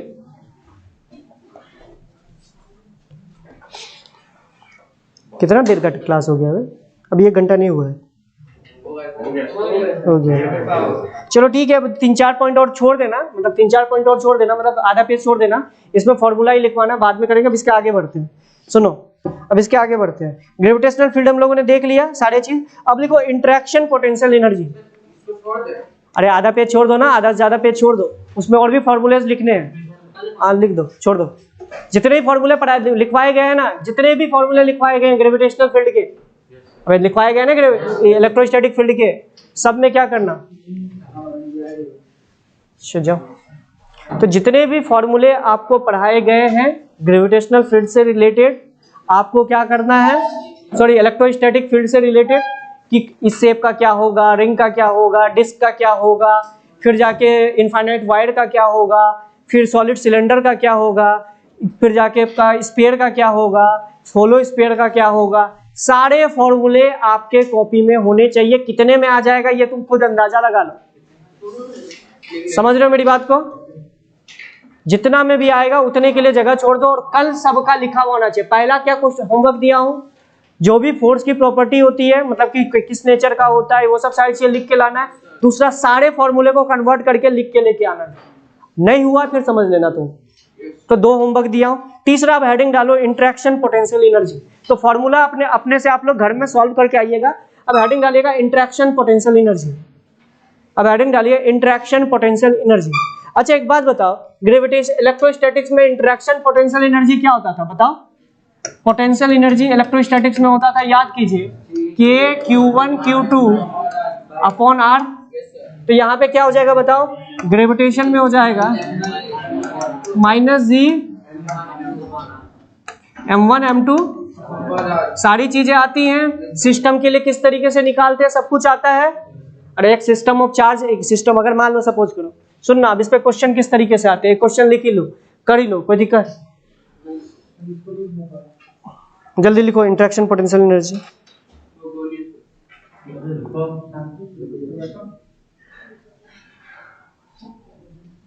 ये सब क्वेश्चन जो क्वेश्चन तुम लोगों को होमवर्क में मैं वैसे उसमें डाल दूंगा कि डू योर सेल्फ करके, इसमें डाल दूंगा तुम्हारे सीट में, ठीक है? वो क्वेश्चंस का आंसर नीचे में लिख दूंगा, खुद से करना भी, ठीक है? याद रखना।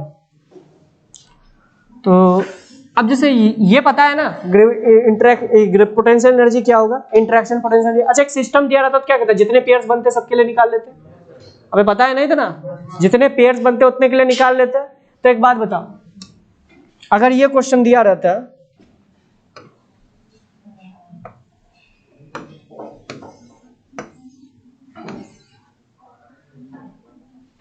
M M M और ये दे रखा है L L और L, आपको बोल रखा है इसको 2L साइड लेंथ का ट्रायंगल बनाने के लिए आपको कितना एक्सटर्नल वर्क करना पड़ेगा वो बताइए। पहले ये ऐसा था, अब इसको 2L लेंथ का अगर साइड लेंथ वाला ट्रायंगल बनाना है तो आपको कितना वर्क करना पड़ेगा? कराया गया ऐसा क्वेश्चन? ठीक है, कराया गया ना, बताइए।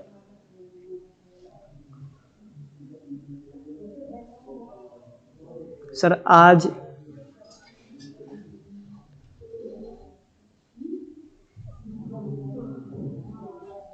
सीट लेने, अभी देखो ग्रेविटेशन का मैं बनाऊंगा, सारी चीजें डालूंगा, उसकी टेंशन मत लो। मतलब ये मान के चलो कि आज तुम्हारा इलेक्ट्रोस्टैटिक्स वाला पार्ट निपट गया, इंटरेक्शन पोटेंशियल एनर्जी हो गया ना, तो निपट गया।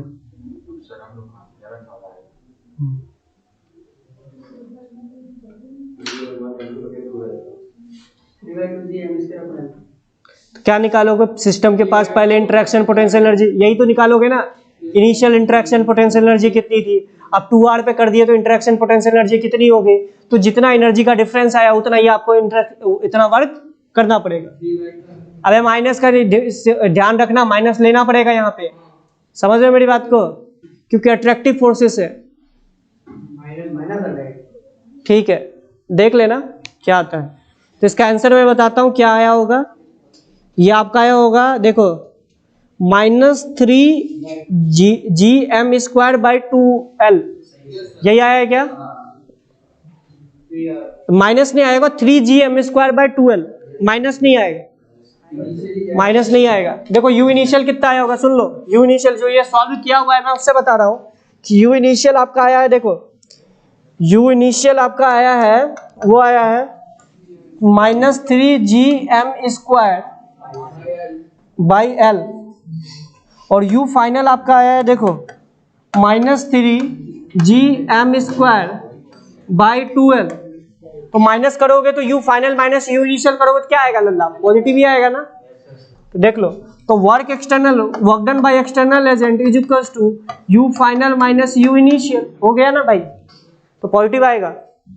अच्छा ये कई लोग सोच रहे होंगे ये कैसे आया, तो पहला पेयर ये, दूसरा पेयर ये, तीसरा पेयर ये, 3 पेयर बने, तो ऑब्वियस सी बात है इसको u1 मान लो, इसको u2 मान लो, इसको u3 मान लो, तो ये पता ही होगा ना, u initial is equals to u1 plus u2 plus u3।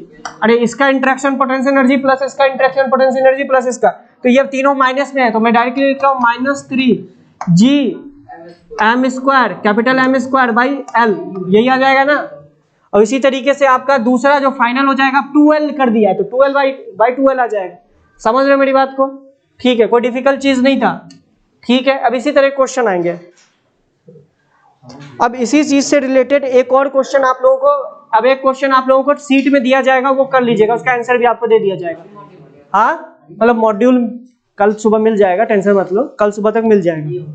ठीक है, अब एक क्वेश्चन आप लोग होमवर्क में लिख लीजिए, ध्यान सुन लीजिए, ये मॉड्यूल में भी रहेगा आप लोगों को, एक क्वेश्चन आप लोग होमवर्क में लिख लीजिए, और आज क्लास खत्म करते हैं, सुन लेना। तो लिखो, if a particle of mass m, आपको क्या दे रखा है सुनना, आपको ये सिचुएशन दे रखा है, सुन लो, बना ही देते हैं ज्यादा अच्छा रहेगा।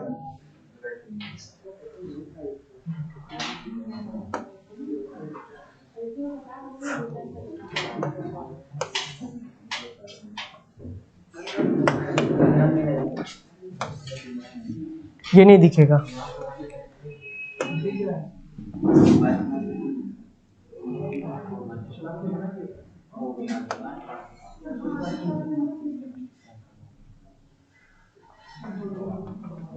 ठीक है, दिख रहा है ना?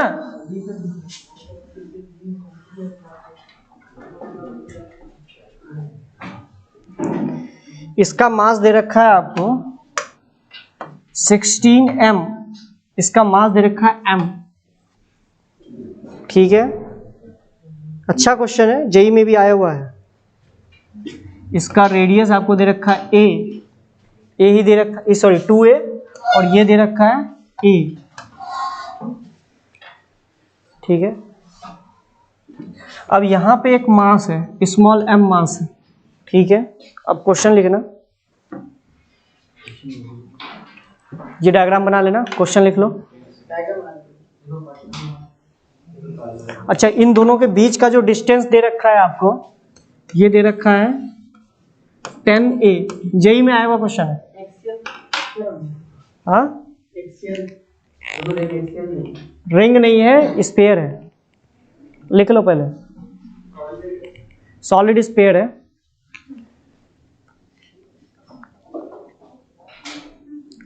तो लिखना, बना दिए, तो लिखना, if a particle of small m is projected from the surface of bigger surface, if a particle of mass small m is projected from the surface of bigger sphere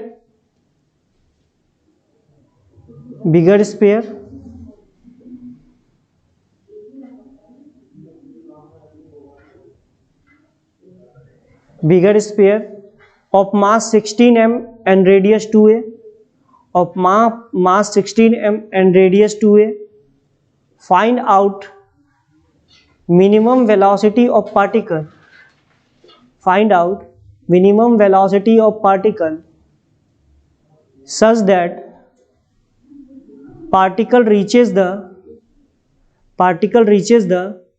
surface of smaller sphere of mass capital M, such that the particle reaches the surface of smaller sphere of mass capital M and radius a, distance between two sphere is 10a।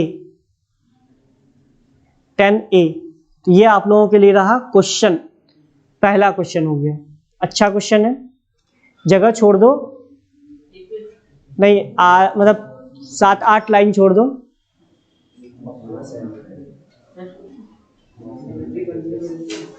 अब heading डालना gravitational potential, 7-8 line के बाद डालना। एक और question लिख लेना, सुन लो, एक और क्वेश्चन लिख लेना। अब जैसे एक क्वेश्चन आप लोगों को इलेक्ट्रोस्टैटिक्स में कराया गया तो लिख लेना। मान लो कि ये आपका मास है m1 m2, फ्री स्पेस पे रखा हुआ है, इन दोनों के बीच की रेडियस है r, ठीक है। मान लो कि इन दोनों के बीच की रेडियस है 2r। अब आपको बताना है कि जब ये दोनों के बीच की डिस्टेंस r हो गई तो दोनों की वेलोसिटी क्या रही, ठीक है। इसकी वेलोसिटी क्या रही, इसकी वेलोसिटी क्या रही, ये आपको बताना है। समझ में आया? इनिशियली दोनों रेस्ट पे थे, 2r डिस्टेंस पे रखा, छोड़ दिया, तो अट्रैक्शन फोर्सेस के कारण करीब आएंगी, तो जब r डिस्टेंस पे आई तो दोनों की वेलोसिटीज क्या रही, ठीक है। नहीं, ये दोनों क्वेश्चंस लिख लीजिए होमवर्क के लिए, इसके नीचे लिख लीजिएगा। सोचना थोड़ा सा, क्लास में बताया गया होगा, इस तरह क्वेश्चन कराया गया है ना। चलो ठीक है, कर लीजिएगा इसको, होमवर्क रहा ये आप लोगों का, ठीक है। अब हेडिंग डालो, ये दोनों क्वेश्चन लिखने के बाद हेडिंग डालना ग्रेविटेशन पोटेंशियल। तो याद कीजिए ग्रेविटेशनल पोटेंशियल में पहला ही पॉइंट लिख लेना है ऐसे करके कि अगर हम लोग इलेक्ट्रिक पोटेंशियल क्या बोलते थे, तो potential energy per unit charge होता था इलेक्ट्रिक पोटेंशियल। अगर हम यहाँ बात करें ग्रेविटेशनल पोटेंशियल की तो ये हो जाएगा ग्रेविटेशनल पोटेंशियल, ये लिखना electrical potential energy by charge, ये होता था कि इलेक्ट्रोस्टैटिक पोटेंशियल, यानी अगर मैं इलेक्ट्रिक पोटेंशियल हो गया। इसी तरीके से ग्रेविटेशनल पोटेंशियल की बात करें तो gravitational potential energy upon mass हो गया आपका क्या, ग्रेविटेशनल पोटेंशियल। मतलब इलेक्ट्रोस्टैटिक पोटेंशियल आपको याद होगा कि electrostatic potential energy per unit charge, ये होता था इलेक्ट्रिक पोटेंशियल। अब अगर ग्रेविटेशनल पोटेंशियल की बात करें तो gravitational potential energy upon mass, ये हो जाएगा ग्रेविटेशनल। यानी अगर हम लोग Vg की बात करें तो Vg हो जाएगा -g capital M by R। ये होगा कि नहीं होगा? और यही होगा ना, या स्मॉल आर्म, जो भी। तो अगर हम इसको ऐसे करके डिफाइन करें तो Vg को इस तरीके से लिख सकते हैं ना, U of G upon mass, यही तो लिख रहा हूं मैं। तो ये सब सारी चीजें आप लोगों को पता है, आप लोग वहां पे पढ़ चुके हो इलेक्ट्रोस्टैटिक्स में। तो अब फॉर्मूला क्या होगा, जितने ही फॉर्मूला पढ़े हो उसमें K की जगह -G पुट कर दो। तो इसके लिए भी थोड़ा सा जगह छोड़ना, सारे पोटेंशियल का जो फॉर्मूला लिखवाया गया है वो पूरा लिख के लाओ।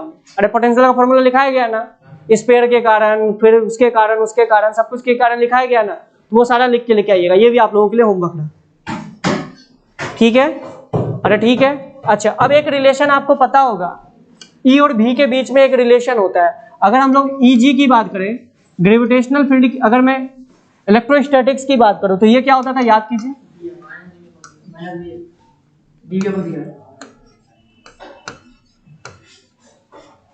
ठीक है, आई कैप माइनस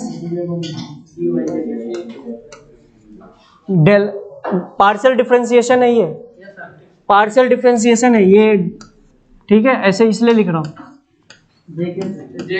अच्छा जे कैप, और डीवी बाई डी जेड, ये के कैप। ये इलेक्ट्रोस्टैटिक्स के लिए पता था। अगर हम लोग इलेक्ट्रोस्टैटिक्स ई लिख देता हूँ तो कोई दिक्कत नहीं है, सब में ई लिख दो।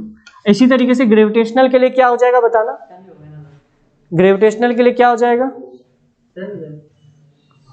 ठीक है।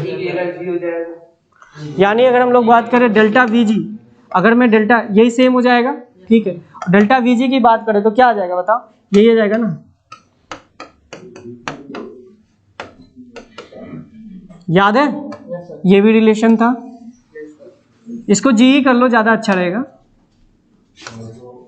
इसको जी कर लो। ये हमें पता था कि इसके लिए इलेक्ट्रोस्टैटिक्स के लिए ये होता था तो ग्रेविटेशन के लिए भी यही होगा। ठीक है, हो गया? अरे होता है कि नहीं होता है? ठीक, ये भी लिख लीजिए।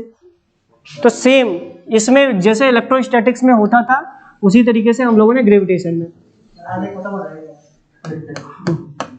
55% वाला पार्ट धीरे धीरे दम तोड़ रहा है। ये याद है? अरे ये याद है ना? ठीक, तेरी जिंदगी लिख ले, लिख ले। ग्रेविटेशनल पोटेंशियल जी लिख दो। खत्म कहाँ, खत्म कराने से क्या होता है?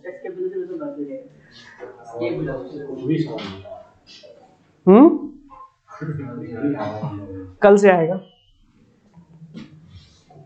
दिस इज ट्रेलर, ट्रेलर देखने से फिल्म थोड़ी की पता थोड़ी चलता है।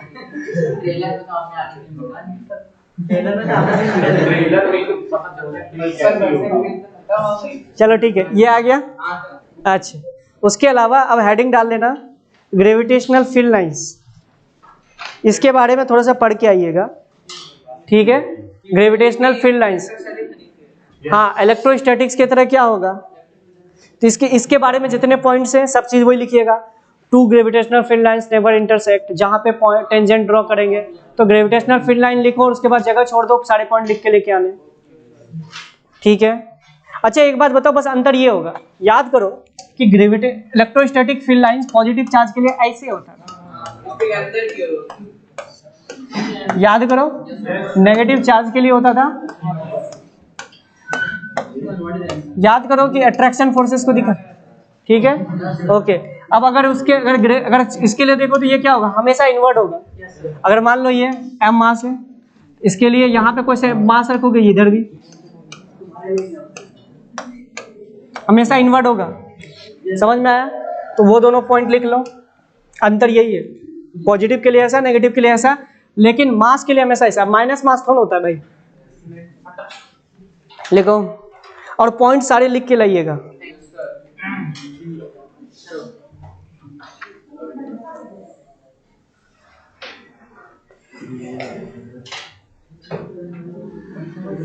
मास जो है नेगेटिव चार्ज की तरह बिहेव करेगा, ये पॉइंट लिख लेना कि मास का जो फील्ड लाइंस होगा, मतलब किसी भी का मास का जो फील्ड लाइंस होगा वो नेगेटिव चार्ज की तरह के फील्ड लाइंस की तरह होगा।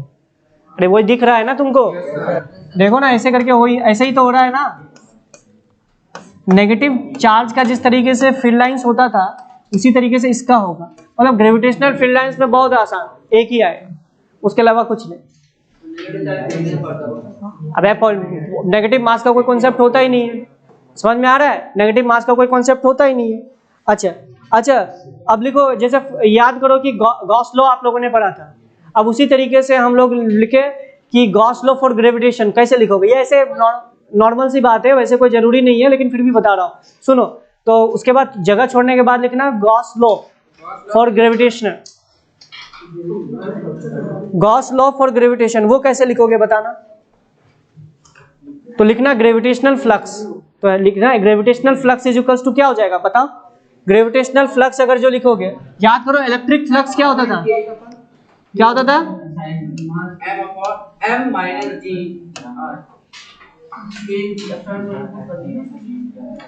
याद करो अगर याद करो इलेक्ट्रोस्टैटिक फ्लक्स जो होता था, सुन लो, इलेक्ट्रोस्टैटिक फ्लक्स जो होता था वो क्या होता था बताओ, वो लेते थे E डॉट डी ए का इंटीग्रल का सरफेस इंटीग्रल लेते थे ना, क्लोज इंटीग्रेशन।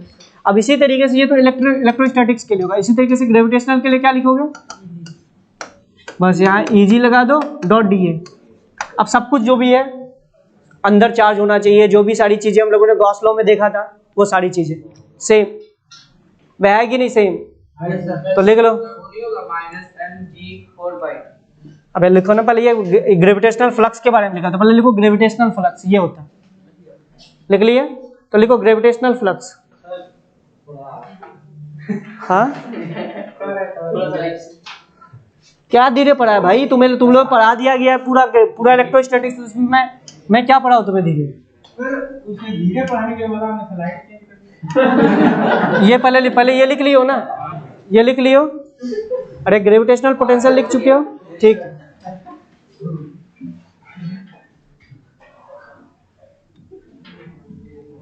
ये लिख लीजिए, इलेक्ट्रिक फ्लक्स, ग्रेविटेशनल फ्लक्स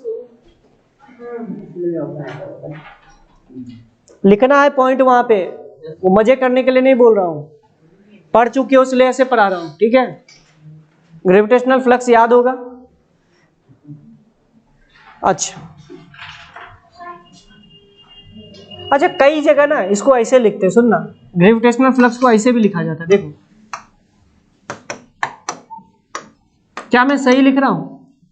अबे जी एक्सेलरेशन ही तो है भाई, एक्सेलरेशन ही तो है। तो कई अगर ई जी ना लिख के जी लिख दे तो कोई गलती काम किया है क्या? एक ही बात। तो ग्रेविटेशनल फ्लक्स ये होता है, इलेक्ट्रोस्टैटिक फ्लक्स ये होता है। अब गॉस लॉ में याद करो क्या होता था, अगर हम लोग बात करें गॉस लॉ क्या होता था, electric flux for a closed surface के लिए क्या होता था, electric flux Q in upon epsilon naught. तो यहाँ पे क्या लिखोगे बताओ, gravitational flux M in upon epsilon naught की जगह क्या पुट कर दोगे, -4 पाई जी।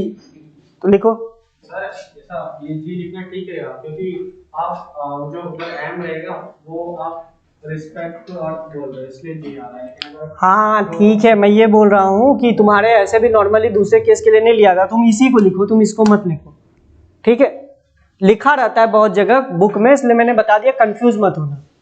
वो कुल मिला के तुमको ग्रेविटेशनल फील्ड के बारे में ही बता रहा है। ये जो जी स्मॉल जी लिखाया है ये ग्रेविटेशनल फील्ड को ही दिखाता है, समझ में आया? अब छोटे मोटे ऑब्जेक्ट के लिए क्या ग्रेविटेशनल फील्ड करोगे, उससे कोई सिग्निफिकेंट है क्या? ऑब्वियस सी बात है, हम लोग डील जो करेंगे बड़े ऑब्जेक्ट के लिए डील करेंगे, समझ रहे हो ना? ठीक है, ये समझ में आया थोड़ा थोड़ा, ठीक है। ये अगर आ गया है तो फिर लिखो गॉस लॉ फॉर, जो हम लोगों ने बात की थी, गॉस लॉ फॉर ग्रेविटेशन, उसका फॉर्मूला क्या लिखोगे? गॉस लॉ फॉर ग्रेविटेशन, उसका क्या फॉर्मूला लिखोगे? तो मैं वो आपको लिख के बताता हूं, उसको इस तरीके से आप लिख सकते हैं ना, ऐसे लिख सकते हो ना, Eg.dA is equals to -4 pi G into M in. होगा कि नहीं होगा? देख लीजिए, मास इन, सबसे अच्छा लिख लो मास इन। जो भी मास है वो कितना इनसाइड क्लोज्ड हुआ है एक सरफेस के। गॉस लॉ एक्सप्लेन करने की जरूरत तो नहीं पड़ेगी ना, तो ये लिख लो ग्रेविटेशन लॉ के लिए, ग्रेविटेशन के लिए गॉस क्या होगा, हाँ वेक्टर लगा दो, तो सब नॉर्मल चीज है, हाँ वेक्टर लगाओ, ऑब्वियस सी बात है, अरे कॉमन चीज है भाई, वो वेक्टर ही होगा। तो ग्रेविटेशनल फील्ड लाइंस के बारे में सारा चीज लिख के लेके आइएगा, जो जो इलेक्ट्रोस्टैटिक्स फील्ड में बताया गया था, समझ रहे हो मेरी बात को? जैसे एग्जांपल के लिए बनाता हूँ, कोई क्लोज लूप नहीं बनाता है, ठीक है। उसके बाद नंबर ऑफ फील्ड लाइंस जो होता है directly, number of field lines directly proportional to magnitude of mass हो जाएगा। वहां याद करो मैग्नीट्यूड ऑफ चार्ज के प्रोपोर्शनल होता था, तो मैंने क्या बोला सुन लो, number of field lines directly proportional to क्या होता था, मैग्नीट्यूड ऑफ चार्ज के डायरेक्टली प्रोपोर्शनल होता था। तो यहाँ पे क्या हो जाएगा, मैग्नीट्यूड ऑफ मास के डायरेक्टली प्रोपोर्शनल हो जाएगा। याद करो बताया गया होगा कि अगर क्यू चार्ज ले रहे हो, एक क्यू चार्ज ले रहे हो और एक 2q चार्ज ले रहे हो, तो एक से अगर फील्ड लाइन से अगर 2 निकली है तो दूसरे से कितनी निकलेगी, 4, उसी प्रोपोर्शन में हो जाएगा ना। अगर तुम अगर 2 गुना ले रहे हो तो उसी प्रोपोर्शन में हो जाएगा, समझ रहे हो मेरी बात को? तो इसी तरीके से मैं आपको ये बोलने की कोशिश कर रहा हूँ कि वही सब पॉइंट लिखिएगा। जैसे कि याद करो कि दो इलेक्ट्रोस्टैटिक फील्ड लाइंस कट नहीं करती है, याद है कि नहीं याद है? तो ये सब सारे पॉइंट्स आपको लिख के लेके आने हैं, ठीक है। तो ग्रेविटेशनल फील्ड लाइंस में सारे पॉइंट्स जो भी आपको इलेक्ट्रोस्टैटिक फील्ड लाइंस में बताए गए थे, बस याद रखना कि वहां चार्ज मत कर देना, चार्ज की जगह मास कर देना, समझ रहे हो? ठीक है, तो ये सब सारी चीजें लिख के लेके आओगे। और ग्रेविटेशनल फ्लक्स, तो कुल मिला के तुम्हारा जो 11 मतलब कि जो इलेक्ट्रोस्टैटिक्स वाला जो पोर्शन था वो कंप्लीट हो गया, ठीक है। और कल हम लोग मेन जो 45% वाला पार्ट है वो हम लोग कवर करेंगे। तो ये मान के चलो तुम्हारा कितना लेक्चर ऑफ इलेक्ट्रोस्टैटिक्स है, इलेक्ट्रोस्टैटिक्स का कितना लेक्चर है? ग्रेविटेशन का 1। ये यहाँ इसलिए नहीं पढ़ाया गया क्योंकि तुम पहले पढ़ चुके हो, और कुछ नहीं करना है फालतू का, वहां पे जी की जगह -k की जगह -g पुट करना है। तो क्या बताया भाई तुमको वहां पे, फिर से दोबारा चीज क्या समझ रहे हो ना मेरी बात को? तो तो भाई तुम्हें वहाँ फालतू का 22 लेक्चर फिर यहाँ पे क्यों पढ़ा? जब वो चीज़ पढ़ाया जा चुका है, जब सारी चीज़ें तुमको बता रहा हूँ कि वही सब सारी चीज़ें हैं। इलेक्ट्रोस्टैटिक फील्ड लाइंस क्या होती थी, तो उसी तरीके ग्रेविटेशनल फील्ड लाइंस क्या होगी, ग्रेविटेशनल पोटेंशियल क्या होगा, जैसे इलेक्ट्रिक पोटेंशियल होता था उसी तरीके ग्रेविटेशनल पोटेंशियल, जैसे इलेक्ट्रोस्टैटिक पोटेंशियल होता था उसी तरीके से क्या होगा, ग्रेविटेशनल पोटेंशियल एनर्जी हो जाएगा। तो सारी चीज़ें वही है, बस हम लोग क्या कर रहे हैं, फॉर्मूला में k की जगह -g पुट कर रहे हैं और q1 q2 की जगह m1 m2, बात एक ही आएगी। समझ रहे हो मेरी बात को? ठीक है, तो जो जो चीजें हैं एक बार जाके मैं आपको क्या बोलूंगा, आज जाइए जाके एक बार पूरा का पूरा इलेक्ट्रोस्टैटिक्स के बारे में जो जो चीजें बोला उसको नोट करके जाइए। तो कल इलेक्ट्रोस्टैटिक्स भी रिवाइज करके आना। नहीं, जितना जहां तक करवाया गया है शुरुआत के क्वेश्चन बस वहीं तक। पोटेंशियल एनर्जी 11th वाले, पोटेंशियल एनर्जी, पोटेंशियल क्या होता है, फील्ड लाइन क्या होता है, ये सब अभी छोड़ दीजिए। जब आपका वहां पे पढ़ा दिया जाएगा तो फिर जब हम एक बार ग्रेविटेशन का क्लास लेंगे ना अगले साल, तो आपको लिंक दे दिया जाएगा, तो उसकी टेंशन मत लीजिएगा। तो पहला क्लास आपको फिर, ठीक है, तो 11th वाले टेंशन मत लीजिए, क्योंकि ये देखो मुझे समझ नहीं आता लॉजिक पक्का है फालतू का तुम्हारा 11th में रखा है, जबकि 12th से रिलेटेड टॉपिक है। ठीक है, चलो ठीक है, आगे का जो पोर्शन आने वाला है वो समझ में आएगा, उसकी टेंशन मत लीजिए। ठीक है, चलिए ठीक है। अच्छा, तो आज यहीं तक रखते हैं, नेक्स्ट लेक्चर में हम लोग इसके आगे करेंगे। तो याद रखना, जिसका कंप्लीट नहीं रहा आना ही मत। चलिए, thank you. Thank you sir.